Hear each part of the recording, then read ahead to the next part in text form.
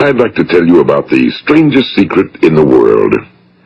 Some years ago, the late Nobel Prize-winning Dr. Albert Schweitzer was being interviewed in London, and a reporter asked him, "Doctor, what's wrong with men today?" And the great doctor was silent a moment, and then he said, "Men simply don't think." It's about this that I want to talk with you. We live today in a golden age. This is an era that man has looked forward to, dreamed of, and worked toward for thousands of years. But since it's here, we pretty well take it for granted. We in America are particularly fortunate to live in the richest land that ever existed on the face of the earth, a land of abundant opportunity for everyone. But do you know what happens? Well, let's take 100 men who start even at the age of 25. Do you have any idea what will happen to those men by the time they're 65? These 100 men who all start even at the age of 25 believe they're going to be successful. If you ask any one of these men if he wanted to be a success, he'd tell you he did. And you'd notice that he was eager toward life, that there was a certain sparkle to his eye, an erectness to his carriage, and life seemed like a pretty interesting adventure to him. But by the time they're 65, 1 will be rich. 4 will be financially independent. 5 will still be working. 54 will be broke. Now think a moment. Out of the 100, only 5 make the grade. Now why do so many fail? What has happened to the sparkle that was there when they were 25? What's become of the dreams, the hopes, the plans? And why is there such a large disparity between what these men intended to do and what they actually accomplished?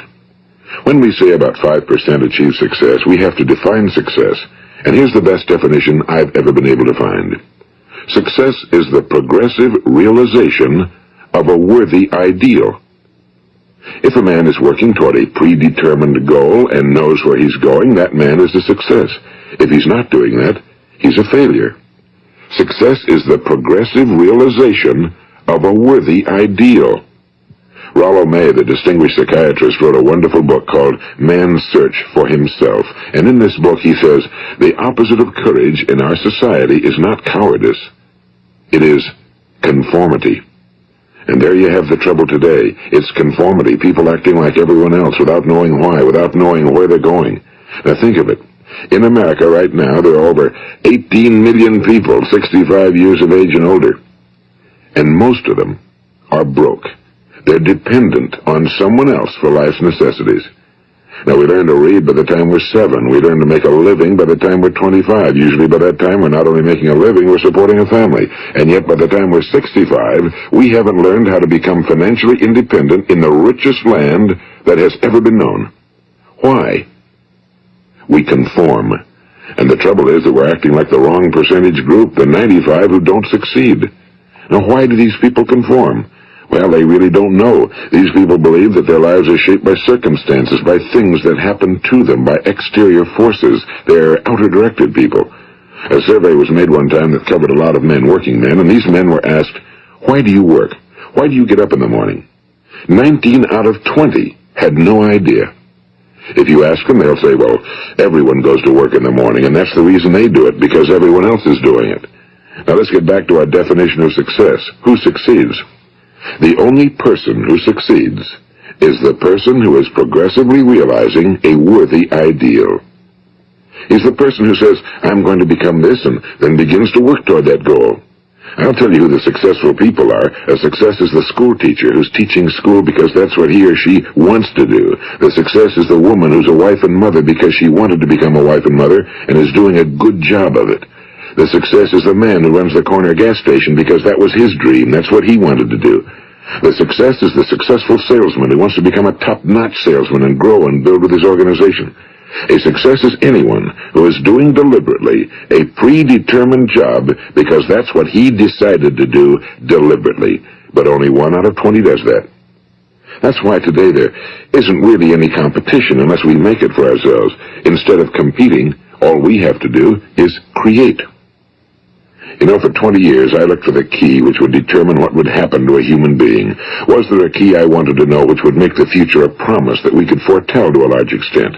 Was there a key that would guarantee a person's becoming successful if he only knew about it and knew how to use it? Well, there is such a key, and I've found it. Have you ever wondered why so many men work so hard and honestly without ever achieving anything in particular, and others don't seem to work hard and yet seem to get everything? They seem to have the magic touch. You've heard them say that about someone. Everything he touches turns to gold. And have you ever noticed that a man who becomes successful tends to continue to become successful? And on the other hand, have you noticed how a man who's a failure tends to continue to fail? Well, it's because of goals. Some of us have goals, some don't. People with goals succeed because they know where they're going. It's that simple. Think of a ship leaving a harbor, and think of it with the complete voyage mapped out and planned. The captain and crew know exactly where it's going and how long it'll take. It has a definite goal. Now, 9,999 times out of 10,000, it will get to where it started out to get. Now, let's take another ship, just like the first, only let's not put a crew on it or a captain at the helm. Let's give it no aiming point, no goal, no destination. We just start the engines and let it go. I think you'll agree with me that if it gets out of the harbor at all, it will either sink or wind up on some deserted beach, a derelict. It can't go anyplace because it has no destination and no guidance, and it's the same with a human being. Take the salesman, for example. There's no other person in the world today with the future of a good salesman. Selling is the world's highest paid profession, if we're good at it, and if we know where we're going. Every company needs top-notch salesmen, and they reward those men. The sky's the limit for them. But how many can you find? Someone once said the human race is fixed, not to prevent the strong from winning, but to prevent the weak from losing. The American economy today can be likened to a convoy in time of war. The entire economy is slowed down to protect its weakest link, just as the convoy had to go at the speed that would permit its slowest vessel to remain in formation.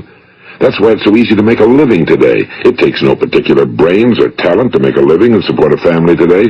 So we have a plateau of so-called security, if that's what a person's looking for. But we do have to decide how high above this plateau we want to aim. Now let's get back to the strangest secret in the world, the story that I wanted to tell you today. Why do men with goals succeed in life and men without them fail? Well, let me tell you something which, if you really understand it, will alter your life immediately. If you understand completely what I'm going to tell you from this moment on, your life will never be the same again. You will suddenly find that good luck just seems to be attracted to you. The things you want just seem to fall in line, and from now on you won't have the problems, the worries, the gnawing lump of anxiety that perhaps you've experienced before. Doubt, fear, well, they'll be things of the past. Here's the key to success and the key to failure. We become what we think about. Now let me say that again. We become what we think about. Throughout all history, the great wise men and teachers, philosophers and prophets have disagreed with one another on many different things. It's only on this one point that they are in complete and unanimous agreement. Listen to what Marcus Aurelius, the great Roman emperor, said. A man's life is what his thoughts make of it. Disraeli said this. Everything comes if a man will only wait. I brought myself by long meditation to the conviction that a human being with a settled purpose must accomplish it, and that nothing can resist a will that will stake even existence for its fulfillment. Ralph Waldo Emerson said this, a man is what he thinks about all day long. William James said, the greatest discovery of my generation is that human beings can alter their lives by altering their attitudes of mind. And he also said, we need only in cold blood act as if the thing in question were real, and it will become infallibly real by growing into such a connection with our life that it will become real. It will become so knit with habit and emotion that our interest in it will be those which characterize belief. And he also said, if you only care enough for a result, you will almost certainly attain it. If you wish to be rich, you will be rich. If you wish to be learned, you will be learned. If you wish to be good, you will be good. Only you must then really wish these things and wish them exclusively, and not wish at the same time 100 other incompatible things just as strongly. In the Bible you read in Mark 9:23, if thou canst believe, all things are possible to him that believeth. My old friend Dr. Norman Vincent Peale put it this way, this is one of the greatest laws in the universe. Fervently do I wish I had discovered it as a very young man. It dawned upon me much later in life, and I found it to be one of the greatest, if not my greatest discovery outside of my relationship to God. The great law, briefly and simply stated, is that if you think in negative terms, you will get negative results. If you think in positive terms, you will achieve positive results. That is the simple fact, he went on to say, which is at the basis of an astonishing law of prosperity and success. In 3 words, believe and succeed. William Shakespeare put it this way, our doubts are traitors and make us lose the good we oft might win by fearing to attempt. George Bernard Shaw said, people are always blaming their circumstances for what they are. I don't believe in circumstances. The people who get on in this world are the people who get up and look for the circumstances they want, and if they can't find them, make them. Well, it's pretty apparent, isn't it? And every person who discovered this for a while believed that he was the first one to work it out. We become what we think about. Now, it stands to reason that a person who's thinking about a concrete and worthwhile goal is going to reach it, because that's what he's thinking about, and we become what we think about.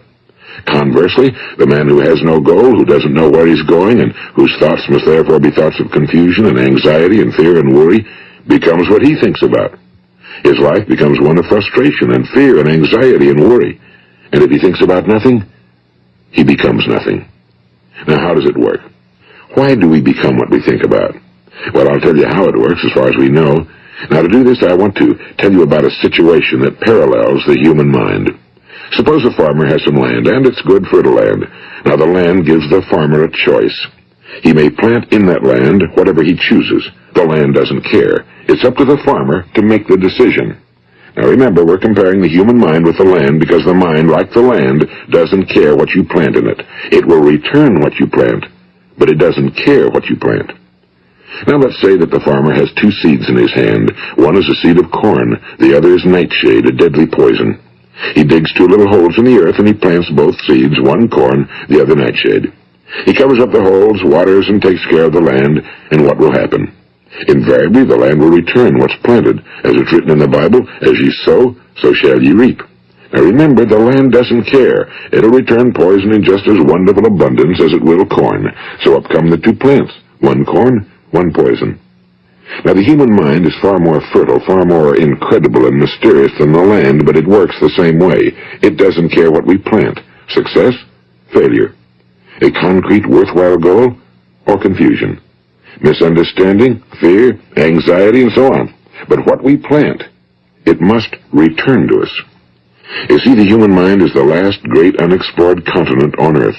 It contains riches beyond our wildest dreams. It will return anything we want to plant. Now, you might say, well, if that's true, why don't people use their minds more? Well, I think they figured out an answer to that one, too. Our mind comes as standard equipment at birth. It's free, and things that are given to us for nothing we place little value on. Things that we pay money for, we value. The paradox is that exactly the reverse is true. Everything that's really worthwhile in life came to us free. Our minds, our souls, our bodies, our hopes, our dreams, our ambitions, our intelligence, our love of family and children and friends and country, all these priceless possessions are free. But the things that cost us money are actually very cheap and can be replaced at any time. A good man can be completely wiped out and make another fortune. He can do that several times. Even if our home burns down, we can rebuild it. But the things we got for nothing, we can never replace. The human mind isn't used because we take it for granted. Familiarity breeds contempt. It can do any kind of job we assign to it, but generally speaking, we use it for little jobs instead of big, important ones. Universities have proved that most of us are operating on about 10% or less of our abilities. So decide now, what is it you want? Plant your goal in your mind. It's the most important decision you ever make in your entire life. What is it you want? Do you want to be an outstanding salesman? A better worker at your particular job? Do you want to go places in your company? In your community? Do you want to get rich? All you've got to do is plant that seed in your mind, care for it, work steadily toward your goal, and it will become a reality. It not only will, there's no way that it cannot. You see, that's a law, like the laws of Sir Isaac Newton, the laws of gravity. If you get on top of a building and jump off, you'll always go down. You'll never go up, and it's the same with all the other laws of nature. They always work. They're inflexible. Think about your goal in a relaxed, positive way. Picture yourself in your mind's eye as having already achieved this goal. See yourself doing the things you will be doing when you've reached your goal. Ours has been called the Phenobarbital Age, the age of ulcers and nervous breakdowns and tranquilizers, at a time when medical research has raised us to a new plateau of good health and longevity. Far too many of us worry ourselves into an early grave trying to cope with things in our own little personal ways without learning a few great laws that will take care of everything for us. These things we bring on ourselves through our habitual way of thinking. Every one of us is the sum total of his own thoughts. He is where he is because that's exactly where he really wants to be, whether he'll admit that or not. Each of us must live off the fruit of his thoughts in the future, because what you think today and tomorrow, next month and next year, will mold your life and determine your future. You're guided by your mind. I remember one time I was driving through eastern Arizona, and I saw one of those giant earth-moving machines roaring along the road at about 35 miles an hour with what looked like 30 tons of dirt in it. A tremendous, incredible machine, and there was a little man perched way up on top with the wheel in his hands guiding it. And as I drove along, I was struck by the similarity of that machine to the human mind. Just suppose you're sitting at the controls of such a vast source of energy. Are you going to sit back and fold your arms and let it run itself into a ditch? Or are you going to keep both hands firmly on the wheel and control and direct this power to a specific, worthwhile purpose? It's up to you. You're in the driver's seat. You see, the very law that gives us success is a two-edged sword. We must control our thinking. The same rule that can lead a man to a life of success, wealth, happiness, and all the things he ever dreamed of for himself and his family. That very same law can lead him into the gutter. It's all in how he uses it, for good or for bad. This is the strangest secret in the world. Now, why do I say it's strange, and why do I call it a secret? Actually, it isn't a secret at all. It was first promulgated by some of the earliest wise men, and it appears again and again throughout the Bible, but very few people have learned it, understand it. That's why it's strange, and why for some equally strange reason it virtually remains a secret. I believe that you could go out and walk down the main street of your town and ask one man after another what the secret of success is, and you probably wouldn't run into one man in a month who could tell you. Now, this information is enormously valuable to us if we really understand it and apply it. It's valuable to us not only for our own lives, but the lives of those around us, our families, employees, associates, and friends. Life should be an exciting adventure. It should never be a bore. A man should live fully, be alive. He should be glad to get out of bed in the morning. He should be doing a job he likes to do because he does it well. One time I heard Grove Patterson, the great late editor-in-chief of the Toledo Daily Blade, make a speech, and as he concluded his speech, he said something I've never forgotten. He said, "My years in the newspaper business have convinced me of several things. Among them, that people are basically good, and that we came from someplace, and we're going someplace. So we should make our time here an exciting adventure. The architect of the universe didn't build a stairway leading nowhere." And the greatest teacher of all, the carpenter from the plains of Galilee, gave us the secret time and time again. As ye believe, so shall it be done unto you. I've explained the strangest secret in the world and how it works. Now, on this side, I want to explain how you can prove to yourself the enormous returns possible in your own life by putting this secret to a practical test. I want you to make a test that will last 30 days. It isn't going to be easy, but if you'll give it a good try, it will completely change your life for the better. Now, back in the 17th century, Sir Isaac Newton, the English mathematician and natural philosopher, gave us some natural laws of physics which apply as much to human beings as they do to the movement of bodies in the universe. And one of these laws is that for every action, there is an equal and opposite reaction. Simply stated, as it applies to you and me, it means we can achieve nothing without paying the price. The results of your 30-day experiment will be in direct proportion to the effort you put forth. To be a doctor, you must pay the price of long years of difficult study. To be successful in selling, and remember that each of us succeeds to the extent of his ability to sell.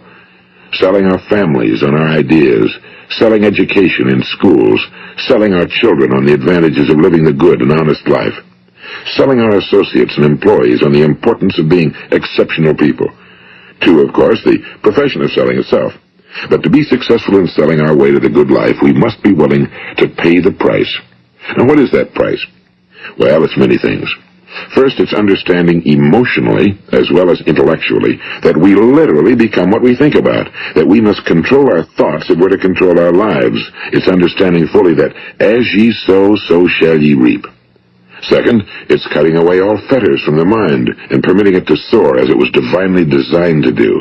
It's the realization that your limitations are self-imposed and that the opportunities for you today are enormous beyond belief. It's rising above narrow-minded pettiness and prejudice. And third, it's using all your courage to force yourself to think positively on your own problem, to set a definite and clearly defined goal for yourself, to let your marvelous mind think about your goal from all possible angles, to let your imagination speculate freely upon many different possible solutions, to refuse to believe that there are any circumstances sufficiently strong to defeat you in the accomplishment of your purpose, to act promptly and decisively when your course is clear, and to keep constantly aware of the fact that you are at this moment standing in the middle of your own acres of diamonds, as Russell Conwell used to point out. And fourth, save at least 10% of every dollar you earn. It's also remembering that no matter what your present job, it has enormous possibilities if you're willing to pay the price. Now let's just go over the important points in the price each of us must pay to achieve the wonderful life that can be ours. It is, of course, worth any price. 1. You will become what you think about. 2. Remember the word imagination and let your mind begin to soar. 3. Courage. Concentrate on your goal every day. 4. Save 10% of what you earn. And 5. Action. Ideas are worthless unless we act on them. Now I'll try to outline the 30-day test I want you to make. Keep in mind that you have nothing to lose by making this test and everything you could possibly want to gain. There are two things that may be said of everyone. Each of us wants something, and each of us is afraid of something. I want you to write on a card what it is you want more than anything else. It may be more money. Perhaps you'd like to double your income or make a specific amount of money. It may be a beautiful home. It may be success at your job. It may be a particular position in life. It could be a more harmonious family. Each of us wants something. Now write down on your card specifically what it is you want. Make sure it's a single goal and clearly defined. You needn't show it to anyone, but carry it with you so that you can look at it several times a day. Think about it in a cheerful, relaxed, positive way each morning when you get up, and immediately you have something to work for, something to get out of bed for, something to live for. Look at it every chance you get during the day and just before going to bed at night. And as you look at it, remember that you must become what you think about, and since you're thinking about your goal, you realize that soon it will be yours. In fact, it's yours really the moment you write it down and begin to think about it. Look at the abundance all around you as you go about your daily business. You have as much right to this abundance as any other living creature. It's yours for the asking. Now we come to the difficult part. Difficult because it means the formation of what is probably a brand new habit, and new habits are not easily formed. Once formed, however, it will follow you for the rest of your life. Stop thinking about what it is you fear. Each time a fearful or negative thought comes into your consciousness, replace it with a mental picture of your positive and worthwhile goal. And there will come times when you'll feel like giving up. It's easier for a human being to think negatively than positively. That's why only 5% are successful. You must begin now to place yourself in that group. For 30 days, you must take control of your mind. It will think about only what you permit it to think about. Each day for this 30-day test, do more than you have to do. In addition to maintaining a cheerful, positive outlook, give of yourself more than you've ever done before. Do this knowing that your returns in life must be in direct proportion to what you give. The moment you decide on a goal to work toward, you're immediately a successful person. You are then in that rare and successful category of people who know where they're going. Out of every 100 people, you belong to the top 5. Don't concern yourself too much with how you're going to achieve your goal. Leave that completely to a power greater than yourself. All you have to do is know where you're going. The answers will come to you of their own accord and at the right time. Remember these words from the Sermon on the Mount, and remember them well. Keep them constantly before you this month of your test. Ask, and it shall be given you. Seek, and ye shall find. Knock, and it shall be opened unto you. For every one that asketh receiveth, and he that seeketh findeth, and to him that knocketh it shall be opened. It's as marvelous and as simple as that. In fact, it's so simple that in our seemingly complicated world, it's difficult for an adult to understand that all he needs is a purpose and faith. For 30 days, do your very best. If you're a salesman, go at it as you've never done before, not in a hectic fashion, but with the calm, cheerful assurance that time well spent will give you the abundance in return you deserve and want. If you're a homemaker, devote your 30-day test to completely giving of yourself without thinking about receiving anything in return, and you'll be amazed at the difference it makes in your life. No matter what your job, do it as you've never done it before for 30 days. And if you've kept your goal before you every day, you'll wonder and marvel at this new life you've found. Dorothea Brand, the outstanding editor and writer, discovered it for herself and tells about it in her fine book, Wake Up and Live. Her entire philosophy is reduced to the words, act as though it were impossible to fail. She made her own test with sincerity and faith, and her entire life was changed to one of overwhelming success. Now, you make your test for 30 full days. Don't start your test until you've made up your mind to stick with it. You see, by being persistent, you're demonstrating faith. Persistence is simply another word for faith. If you didn't have faith, you'd never persist. If you should fail during your first 30 days, by that I mean suddenly find yourself overwhelmed by negative thoughts, you've got to start over again from that point and go 30 more days. Gradually, your new habit will form until you find yourself one of that wonderful minority to whom virtually nothing is impossible. And don't forget the card. It's vitally important as you begin this new way of living. On one side of the card, write your goal, whatever it may be. On the other side, write the words we've quoted from the Sermon on the Mount. Ask, and it shall be given you. Seek, and ye shall find. Knock, and it shall be opened unto you. Nothing great was ever accomplished without inspiration. See that during these crucial first 30 days, your own inspiration is kept at a peak. And above all, don't worry. Worry brings fear, and fear is crippling. The only thing that can cause you to worry during your test is trying to do it all yourself. Know that all you have to do is hold your goal before you. Everything else will take care of itself. Remember also to keep calm and cheerful. Don't let petty things annoy you and get you off course. Now, since making this test is difficult, some will say, why should I bother? Well, look at the alternative. No one wants to be a failure. No one really wants to be a mediocre individual. No one wants a life constantly filled with worry and fear and frustration. Therefore, remember that you must reap that which you sow. If you sow negative thoughts, your life will be filled with negative things. If you sow positive thoughts, your life will be cheerful, successful, and positive. Now, gradually, you will have a tendency to forget what you've heard on this recording. Play it often. Keep reminding yourself of what you must do to form this new habit. Gather your whole family around at regular intervals and listen to what's been said here. You know, most men will tell you that they want to make money without understanding the law. The only people who make money work in a mint. The rest of us must earn money. This is what causes those who keep looking for something for nothing or a free ride to fail in life. The only way to earn money is by providing people with services or products which are needed and useful. We exchange our time and our product or service for the other man's money. Therefore, the law is that our financial return will be in direct proportion to our service. Now, success is not the result of making money. Making money is the result of success, and success is in direct proportion to our service. Most people have this law backwards. They believe that you're successful if you earn a lot of money. The truth is that you can only earn money after you're successful.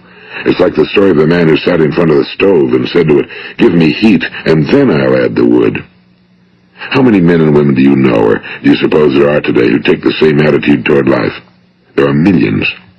We've got to put the fuel in before we can expect heat. Likewise, we've got to be of service first before we can expect money. Don't concern yourself with the money. Be of service, build, work, dream, create. Do this and you'll find there's no limit to the prosperity and abundance that will come to you. Prosperity, is founded upon a law of mutual exchange. Any person who contributes to prosperity must prosper in turn himself. Sometimes the return will not come from those you serve, but it must come to you from someplace, because that's the law. For every action, there is an equal and opposite reaction. As you go daily through your 30-day test period, remember that your success will always be measured by the quality and quantity of service you render, and money is a yardstick for measuring this service. No man can get rich himself unless he enriches others. Now, there are no exceptions to a law. You can drive down any street in America and from your car estimate the service that's being rendered by the people living on that street. Had you ever thought of this yardstick before? It's interesting. Some, like ministers and priests and other devoted people, measure their returns in the realm of the spiritual, but again, their returns are equal to their service.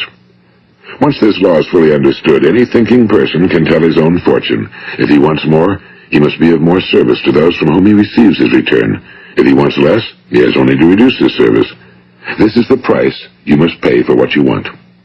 If you believe you can enrich yourself by deluding others, you can end only by deluding yourself. It may take some time, but just as surely as you breathe, you'll get back what you put out. Don't ever make the mistake of thinking you can avert this. It's impossible. The prisons and the streets where the lonely walk are filled with people who tried to make new laws just for themselves. We may avoid the laws of man for a while, but there are greater laws that cannot be broken. An outstanding medical doctor recently pointed out 6 steps that will help you realize success. 1. Set yourself a definite goal. 2. Quit running yourself down. 3. Stop thinking of all the reasons why you cannot be successful and instead think of all the reasons why you can. 4. Trace your attitudes back through your childhood and try to discover where you first got the idea you couldn't be successful, if that's the way you've been thinking. 5. Change the image you have of yourself by writing out a description of the person you would like to be. And 6. Act the part of the successful person you have decided to become. The doctor who wrote those words is a noted West Coast psychiatrist, Dr. David Harold Fink. Do what the experts since the dawn of recorded history have told you must do. Pay the price by becoming the person you want to become. It's not nearly as difficult as living unsuccessfully. Make your 30-day test, then repeat it again, and each time it will become more a part of you until you'll wonder how you could ever have lived any other way. Live this new way and the floodgates of abundance will open and pour over you more riches than you may have dreamed existed. Money? Yes, lots of it. But what's more important, you'll have peace. You'll be in that wonderful minority who lead calm, cheerful, successful lives. Start today. You have nothing to lose, but you have a whole life to win. This is Earl Nightingale, and thank you.